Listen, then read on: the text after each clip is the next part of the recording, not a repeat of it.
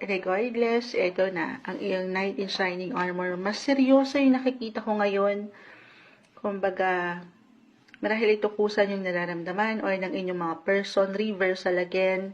Ito na si Knight in Shining Armor na matatawag or one and only true love na parating or ngayon pa lang meron na. Single, nandito ba kayo sa talking stage, dating stage? Why not? Mas seryoso or meron chance na maging malalim pa yan.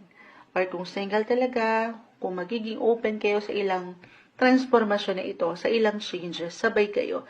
Kasi meron akong nakikitang someone na pwede niyong makilala or parating sa inyong buhay. Higit kayong nagiging magnetic. Ang ganda kasi yung charm, yung aura nyo ay napupuna. Kung ready lang naman, di naman sa of course, kayo ang higit na makapagsasabi. Leo, kung kailan kayo magiging handa.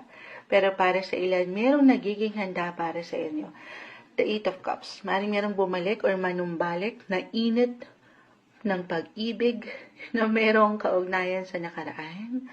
Or merong ulit susubok sa inyong connection ito if ever ito, regardless na couples in a relationship, married, nagkaroon kayo ng tension, at hindi ito naging okay, why not? Sa mga susunod na linggong ito.